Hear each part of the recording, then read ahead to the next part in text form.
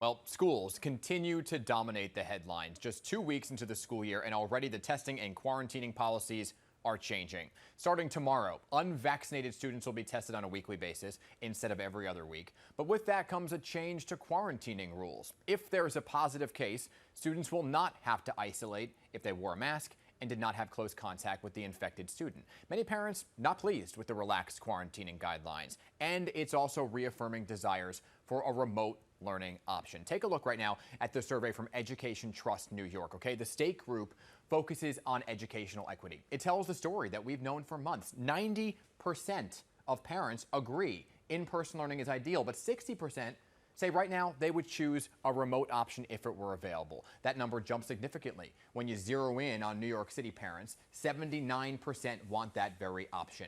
The executive director of that group, Dia Bryant, paints a picture of the families who may need remote learning. Listen. These are families that are often below the poverty line, often doubled up, tripled up, living, in public housing or in shelters. And often there's grandma, auntie, sort of the whole family in one place with a new baby, right? Like you think of these families, and I think of them, I get chills, because those are the families that we're trying to protect when we think about this. And those are probably the families who are like, wait, we're not ready.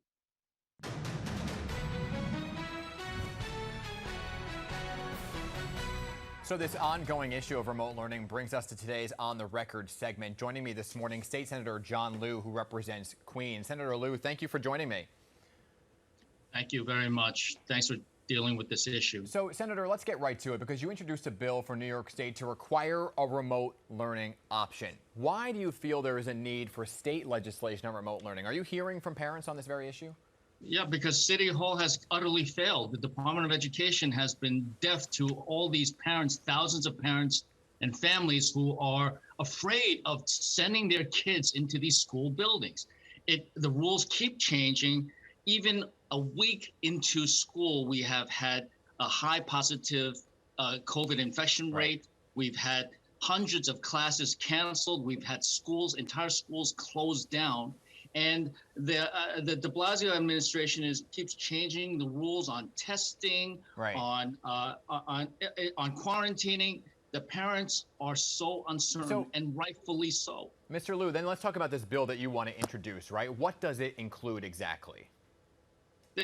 My legislation would require the city to provide the remote option. And it's just an option. Remember, we all understand that in-person schooling is far preferable. But when things are not totally safe, we are not out of this COVID crisis yet.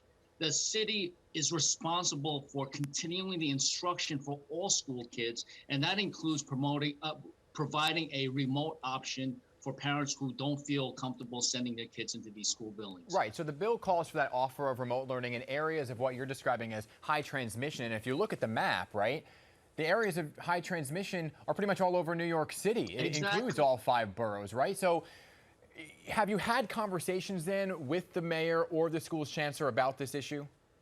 I've been having conversations with the Department of Education and City Hall for months now. Now, earlier this year, we were kind of hopeful and confident that things would be back to normal this September when school reopened. But the fact is, the Delta variant came into being. That was prior to June. And so for months, the Department of Education should have put together these contingency plans, specifically a remote option. But instead, they just were crossing all their fingers that, the Delta would somehow magically go away and remote option would not be necessary. In the interest of time here, they're caught with their pants down. In the interest of time here, let me ask you this lastly, because let me be very honest. The Senate isn't back in session until January, right? Is that the earliest you can vote on this? And if so, will it actually be needed by then, since vaccines for younger children is expected way before that timeline? Well, the reality is that the legislature has been called back into session a couple of times on an emergency basis. And as the school year progresses this week and next week, we're not exactly sure what happens. So if it requires an emergency session, then I will certainly be fighting for that. But this legislation is also for the long term, so that if we ever face this kind of situation again, the city of New York will be required to provide this remote option. And then finally, to answer your question, January, back 4 months ago, back in May, we were hopeful that things would be back to normal, and yet we are still in this situation in September. So who knows what's going to happen in January? Right. We need to prepare in advance. Timing is everything. State Senator John Liu, keep us posted on this issue every step of the way, okay? Thanks so much. Thank you for being here.